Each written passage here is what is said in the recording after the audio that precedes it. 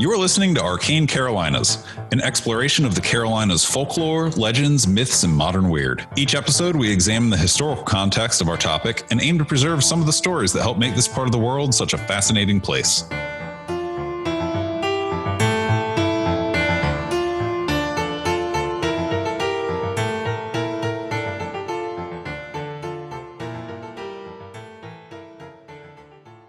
Hey y'all, Michael here again. This is the second episode that Tally and Gary and I recorded live in front of a convention audience at ConGregate in Winston-Salem, North Carolina in July of 2024. With this topic, we went in knowing this was going to be a little more loosey-goosey, a lot more conversational. And so we just got to hang out, have fun, converse, be free with the things that we said, and not have to stick to some sort of highly researched topic. That was a real privilege, and I really want to thank them. Again, there will be links in the show notes for this episode to Tally's books, to Gary's show, and to the American Sci-Fi Classics track at Dragon Con. And again, thanks for being here, and on with the show. Welcome back to Arcane Carolinas. Because this is going to end up for the persons who are not in this room being a second episode that shows up later, then let's reintroduce ourselves. I am your co-host, multi-award-winning novelist, Michael G. Williams.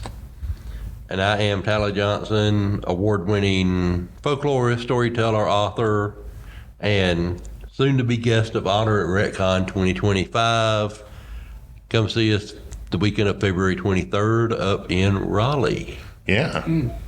I have no awards. My name is Gary Mitchell. I am a writer, reviewer, podcaster. I'm co-director of the American Sci-Fi Classics track at Dragon Con. I'm a producer for the Good to Be a Geek podcast network, and I am producer and co-host of the horror podcast, A Podcast of Amontillado. All of which is so fabulous. I just want to know that if you're somebody who has been with the show forever, then you know that one of the very first things we did was Labor Day weekend of 2020 as part of Dragon Con Goes Virtual. Yes. Charlie and I did a video episode. It's our only video episode. And we did a video episode talking about 3 legends tied to classic science fiction movies. And we were very grateful. It was a great, and people can still find it. It's on YouTube. Oh, yeah. Go look it up. Yeah, it's all still out there. See you The again. internet is forever. Yeah. See you again. Face for radio, voice for silent movies. You never had me on a live videotaping. Backed by unpopular demand, I'm sure. I'm going to say, though, you're a good enough storyteller that people are willing to sit in a hotel room where the air conditioning is broke. This is true. And Listen to you dripping. tell ghost stories. And dripping, yeah. And dripping, yes. Yeah. The dripping's Yes. important. There is That ties into machinery. that other podcast idea. There's machinery over there in the corner that is dripping water and making noise and not cooling us. And there's 30 people sitting in this Embassy Suites hotel room, and we're going to just bake. Yep. Like, we are going to walk out of here, every last one of us, just as crispy as a wheat thin. And we were all in to hear you tell stories. Yep, everybody ate it up. So, yeah. I'm Every looking now and forward to again. tonight listening to you. It is tonight, right, with you and Braxton? Tonight at 10, me and Yeah. Braxton do our voodoo that he do so well. Yeah. So, another great reason to come to RetCon is to hear Tally tell stories. Thank you, sir. For this is going to be a really loose, very organic, dynamic conversation. People are welcome to join in. You might not be picked up on the microphones because they're very directional, but I want to talk a little bit. Charlie and I did this as a topic 2 years ago at ConGregate, but the resulting conversation just didn't really make for a good episode. So it's entirely possible that we'll all, at the end of this, be like, man, it's not really an episode, but it's fun to talk about. And It's that's a okay. patron exclusive. Oh, there we go. Yeah, it's we go. Patreon exclusive. Basically, let's start. We're going to talk about places and why they are important or interesting in the paranormal or the supernatural or whatever, myth, legend, etc. And some ones that we particularly enjoy talking about, wish we could go visit, and why we think those places become focuses of attention. Let's start with Gary, what's a place that you wish you could go to and check out, investigate, whatever? It doesn't matter if you are or are not a trained or experienced paranormal investigator with uppercase letters. What's a place with a lot of legend attached to it that you wish you could go check out? It's one that you've done an episode on. I would love to go spend time at the Devil's Tramping Ground. Okay. Because that terrifies me and fascinates me, especially because growing up, I grew up in a trailer park outside of Randall, right outside High Point. And one of our neighbors was an old Marine. And he was a heck of a storyteller. He was a lot like, if you remember Jerry Reed, he had that kind of look and timbre, and he would tell stories. And he told story of that one night, him and some of his Marine buddies got drunk and decided they were going to go shoot the devil at the Devil's Tramping Ground. Oh, wow. Damn, yeah. Yeah, so they all loaded up in a truck, went to the tramping ground. He said, and they camped out. They started having some beers. They had their M6, whatever their rifle. I don't know what the Marines carry, and they just sat there and they waited. And he swears that they heard something, and they all started fumbling and grabbing for theirs. And then he said, "I won't tell you what exactly we saw, but we got the hell out of there." Yeah. Well, there I know of at least two tramping grounds. There's one over at Siler City, of course, the mothership. And then the other one is over near Lancaster, in Lancaster County, South Carolina, where I now work. And my plan was, because, again, that's one of my jams, for my 50th birthday, I was going to get a mummy sleeping bag and have my dearest friend in the world put the big, long 10-penny nails, like the big spikes, and stake me down across the path, because the devil paces at midnight to try to come up with more mischief, because we ain't got enough of that nowadays. And I was going to have him stake me across, because anything in the path the devil kicks out of the way. Beer cans, railroad ties. I want to see him put a 300-pound tally that's been stapled to the damn dirt. Sadly, COVID wrecked that idea, because I turned 50 when you couldn't leave the house. But in about 7, 8 years, for 60, if I can still get back up off the ground after a night on the ground, we'll see. Because I would do my hammock, but the problem is he just walks on by. But if I'm on the ground, nothing else, I make the devil face plant. So you're ready to go conduct science against Satan? Yes. Oh, yeah.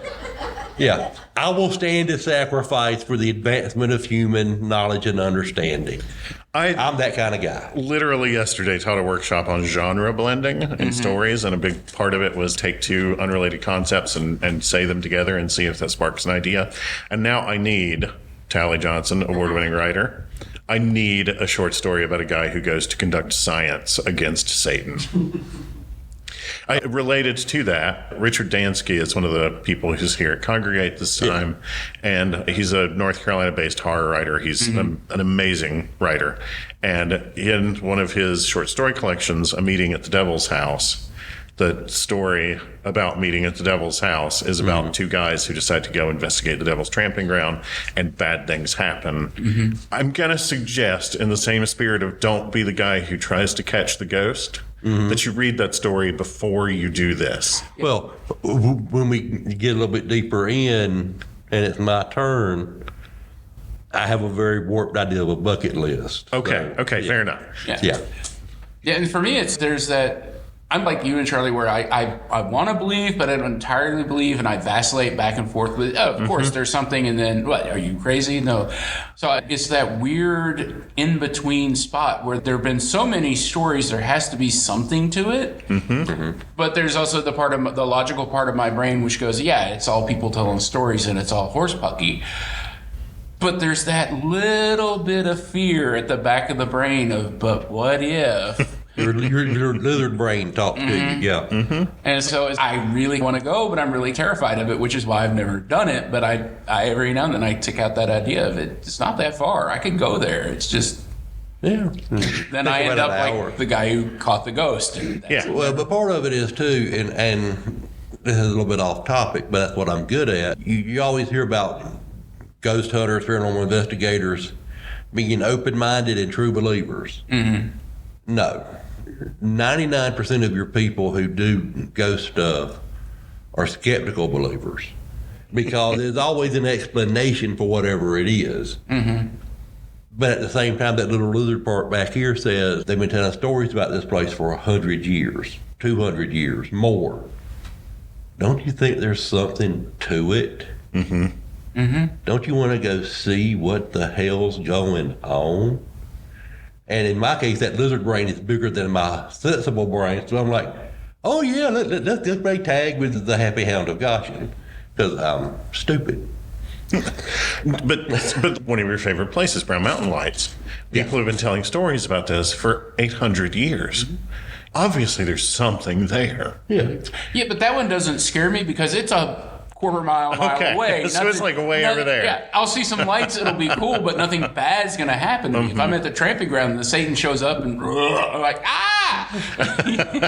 Give him a beer. He'll be all right. Yeah. Here, Satan, I have a PBR for you. Yeah. Tell it. Just take a violin.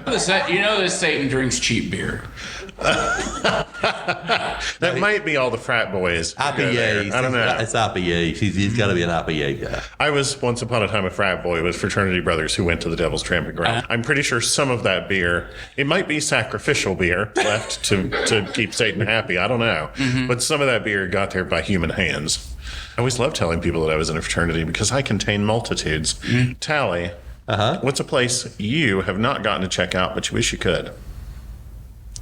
The U.S. Capitol and / the White House. Mm. Okay. Because between the two of them, there are probably dozens of ghost stories about the two sites.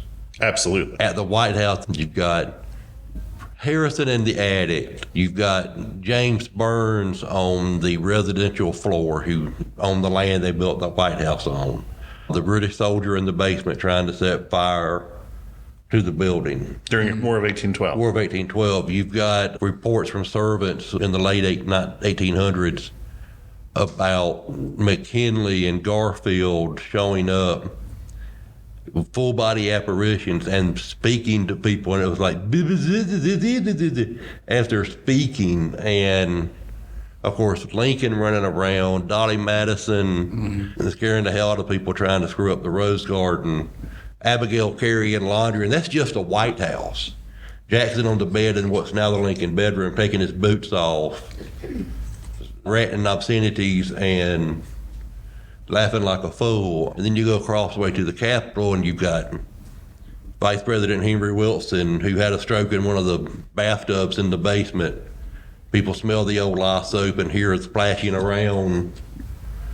You've got the stairs where the former congressman shot the reporter who basically outed him and got him expelled from Congress. And Devil Cat and the statues dancing in Statuary Hall. And John Quincy Adams is trying to get the gag rule overturned. You can still hear him speak in the old House of Representatives.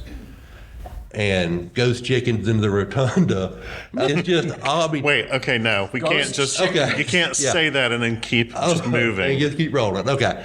Ghost chickens in the rotunda. Yes, during the Civil War, they stationed troops in the Capitol to protect it from Confederate raids. Sure. Because Richmond is 90 miles away, and of course, it was like capture the flag. Whoever's capital got took first won the war. And of course, after Bull Run, everybody in Washington peed themselves in sheer terror that the rebels were going to come marching down Pennsylvania Avenue. And soldiers have to eat. So they camped in their rotunda, which was barely finished, and they kept chickens in the building to do what you do with chickens. And they also think that's where the Devil Cat came from, because it's an old building, you have rats, so you have to have a bunch of cats at the time to take care of the mice. And they think that one of the cats over the years decided mice aren't quite filling, let's eat some chickens. Mm-hmm. And now it grows and swells. But yeah, there were chickens in the Capitol, and now supposedly dark of the moon, middle of the night, you can hear the clucking of chickens in the nation's capital.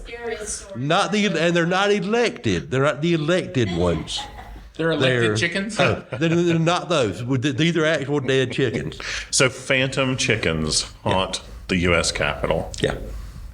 I really hope that you one day have the opportunity to investigate the U.S. Capitol because somebody needs to answer the question. Oh, dude, literally, that's one of those things that I would pretty much be gone for a year because it would be like, don't bother me. No phone, no internet, just me and a notebook and a black and white camera. I'd have a field day. Yeah, this leads me to a question I think is what you were a question you had for us coming, and I think this is a good point to ask it. Do you think that there are ghosts there or events there because it is a place of political power or a place of power and that brings that there? Or is it the chicken and the egg where it was already a place of power and that's why we made it a capital? I think it's a conduit. I think it's a place that attracts emotions. And I think though because the ghost stories, obviously Wilson died of a stroke in the bathtub because he was in his 60s. But you're hearing reenactments of heated debates about secession. You're hearing speeches about repealing the gag rule so Congress can actually do something about slavery. The statue stands to celebrate the continuance of the federal union for another year. This kind of stuff. I am not familiar with that at all, and I need to hear the back of the matchbook version. Supposedly on the stroke of midnight on New Year's, all the statues, and the statuary hall is in the old House of Representatives chamber, which was the smaller version, before they expanded to 435 members. And most of the statues are in there. Each state gets 2. South Carolina for a long time had John T. Calhoun and Wade Hampton. Gee, I wonder why. And every state has 2, and the majority of them were done pre-World War II, so they're all predominantly men. And they get down and they dance a slow waltz for the duration of that first 5 minutes of the new year to celebrate this continuance of the Republic. And then they all supposedly get back on their plinths and bases and resume the pose for the next year. See, now I want somebody to write a story about those statues coming down and kicking the crap out of people trying to break up the Union. But I think that's one of the same theories. But yeah, I would just love to see that. Is it the essence of the people? Is it the actual statues climbing down? Is it absolute horse crap?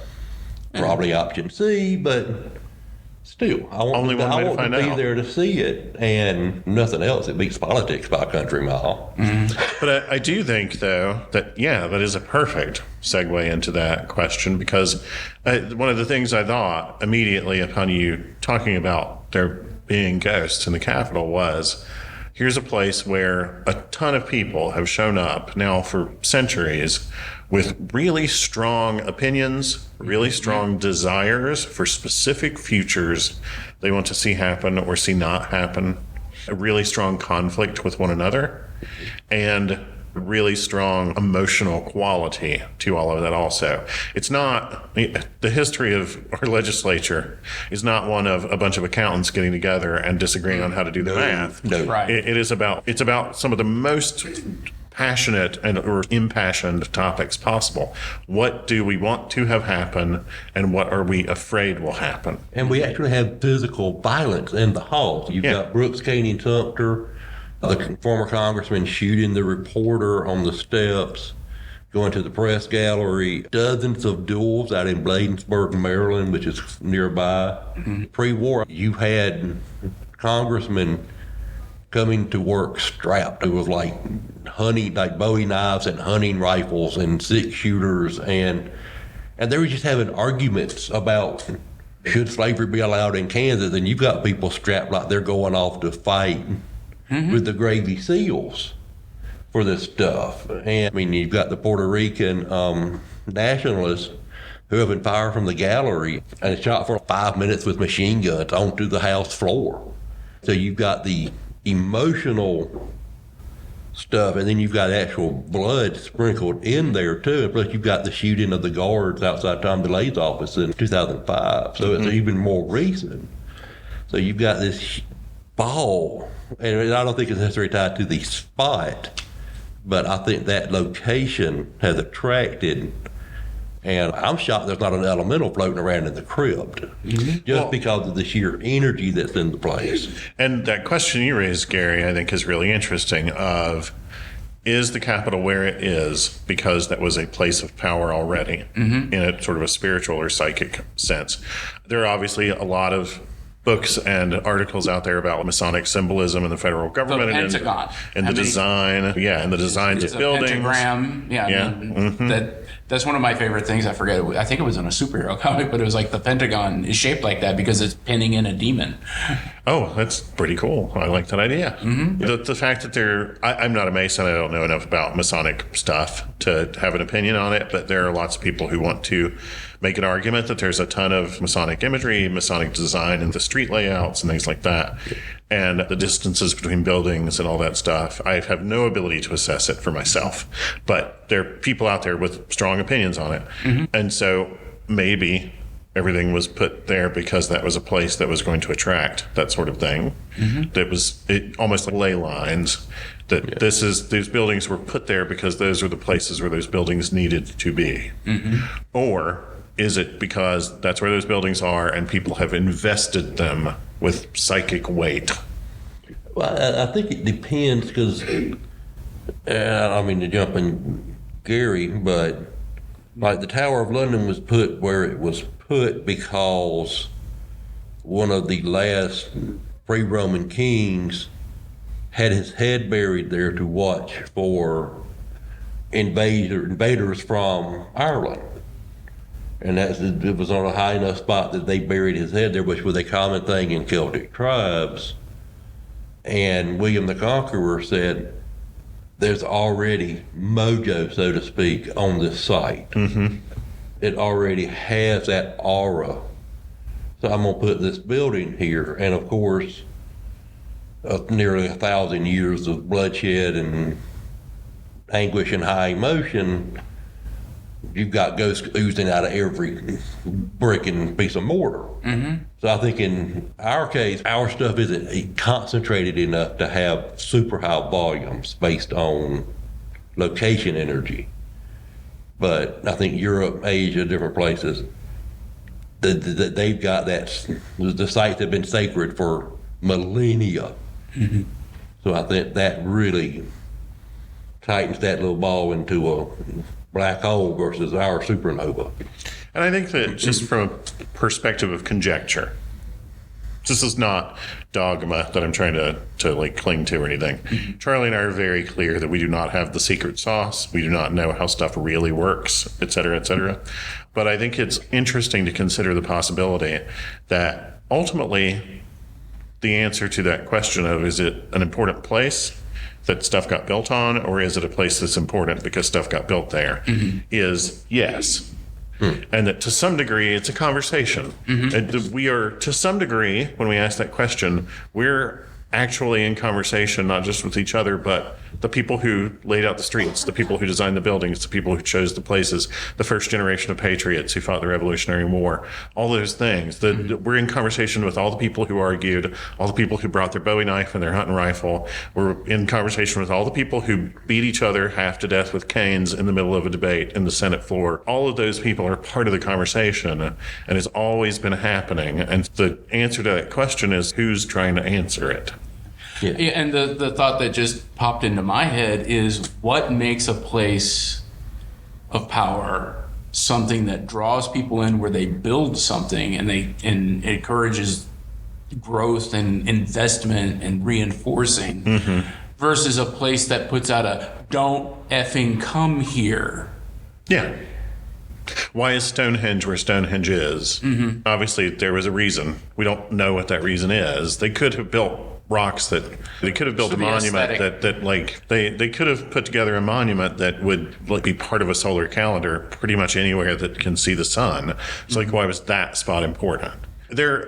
We have the advantage with some of those locations in among indigenous peoples in what's now the United States, of knowing some of those answers.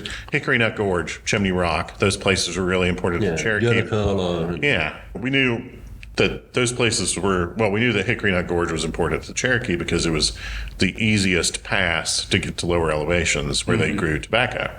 It was a really useful highway for them. Judicala, we're not totally sure. We know one of the purposes that it was used for in a really practical sense it was used to mine rock, that was used soapstone, that was used to make bowls and pipes and all kinds of stuff. But we don't know what the symbols on it mean.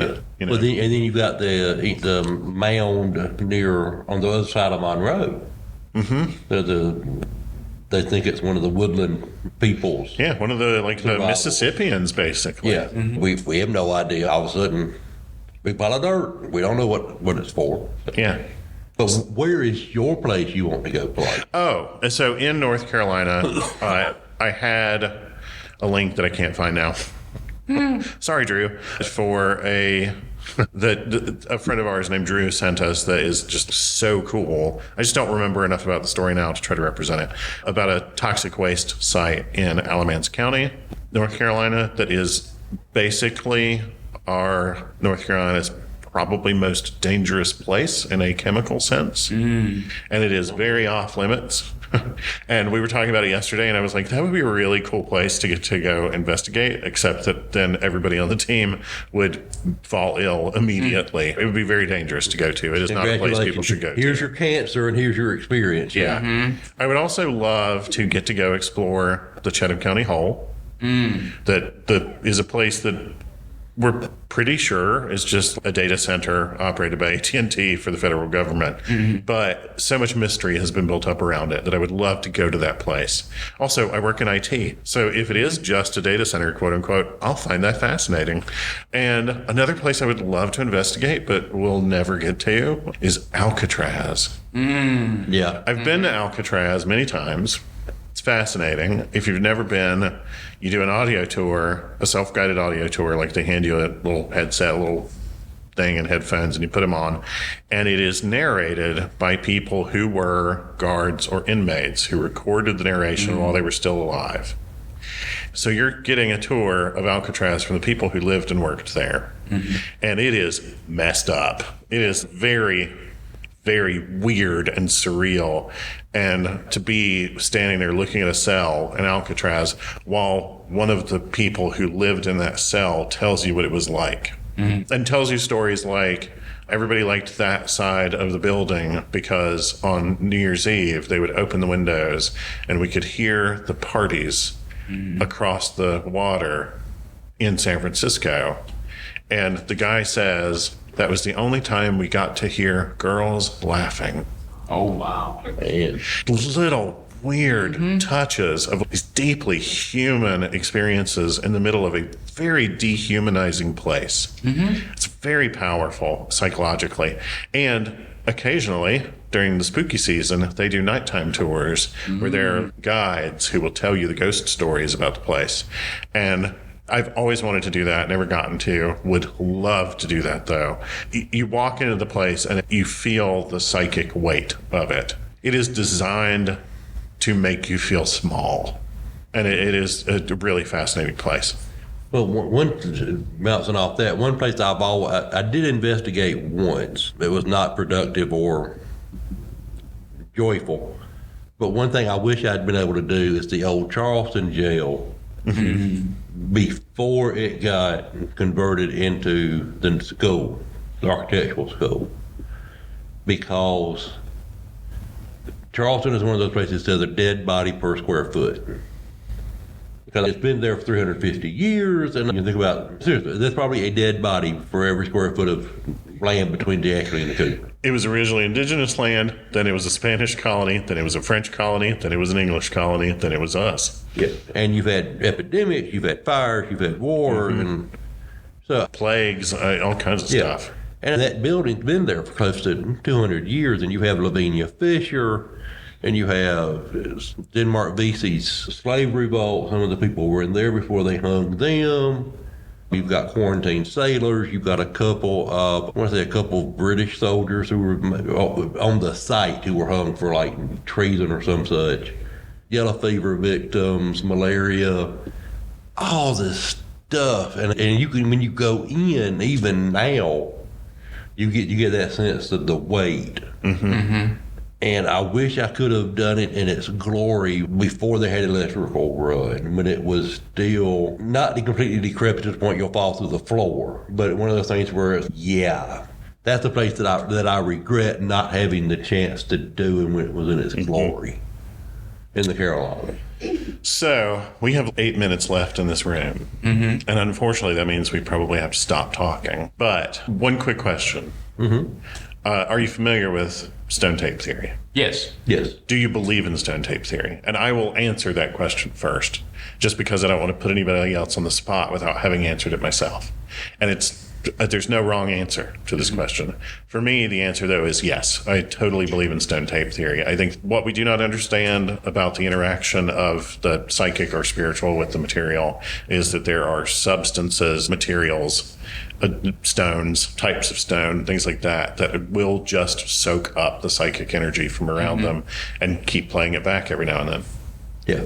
Well, that's one of the things, if you have messed around with ghost lore for any length of time, there are tons of stories that are atmospheric dependent. You have to have the right weather conditions, a thunderstorm, overcast, sunny day, but you have to have the certain conditions. And I think stone tape, because I believe in it, lends itself to that. And again, that's one of those places where you have that black hole compression of energy in such a small space, like a country house in the UK, that's just crammed so tight that it's got to off bend. Mm-hmm. And you've got those quartz walls that the crystals line up just right, and it's like hitting play on a old cassette tape. Mm-hmm. Exactly. And I think that ties into the residual theory. I think some of those places, and I would love to see a map with like high percentage of quartz in the rocks or the bedrock or whatever, and hauntings, because I think a lot of the residuals are almost a video version of stone tape.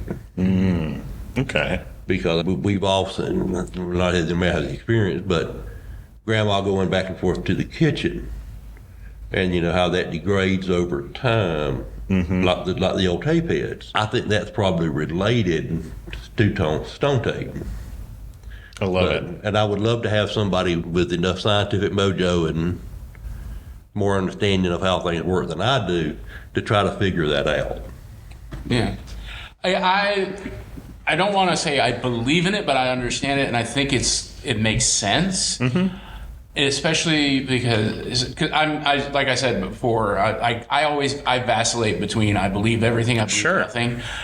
But it is one of the ones I have a lot of strong faith in as a explanation of things, because there's the scientific principle of energy can be neither created nor destroyed, and emotion is energy. Mm-hmm. And you get enough strong energy in a space, something bad enough happens, or something enough bad things happen that are similar enough at the same place, I can see that charging the area and becoming something, like you were saying, it just becomes where it's recorded. And for me, it's like replaying the tape and nothing's really happening, where this energy is just releasing itself again, and that's why it could degrade.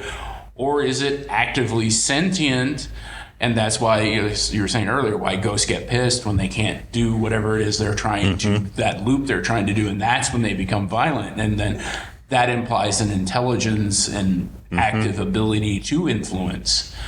So that's where it all for me is all the different ways you have to extrapolate out. And so the core there, yes. And then it's just what is the implications of that? And like you said, it'd be great if we develop enough science to be able to study it, because that's the other problem is some of this is like how we don't know how to record it. Yeah. And I'm gonna plant a small seed for a future episode. Because have to have somebody else be in this room in 2 minutes. Elementals, stone tape, residuals. Okay. Are they related? Completely different? What? That could be maybe its own show. That's I mean, like its that's own why I set it up podcast. on the T, and I said, to be continued later by whoever. I guarantee that if people came to RecCon, they'd get to hear us talk about it. If just That's at the a bar. possibility, yeah, because I Just think at the we'll bar, both. if nothing else. I think we'll both be there, so yeah, that might work out Yeah. one way or the other. Yeah, Y'all, thank you so much for being here. Thanks for listening. yeah. Thank y'all. Appreciate it. There are a lot of things you could have done. You came here. Thank you. Yep. Yes.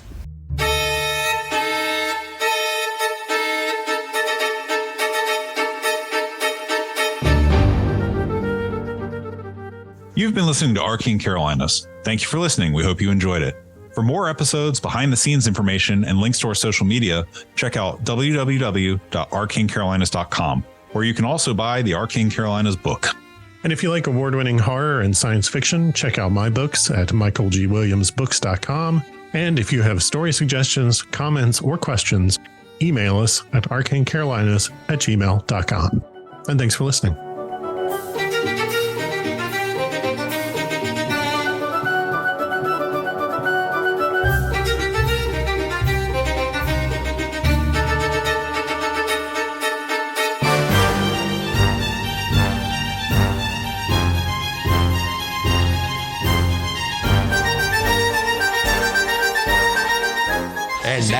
And now you'll get letters from people. Yeah. Oh, I'm going to cut that part. Don't you worry. This is why I edit.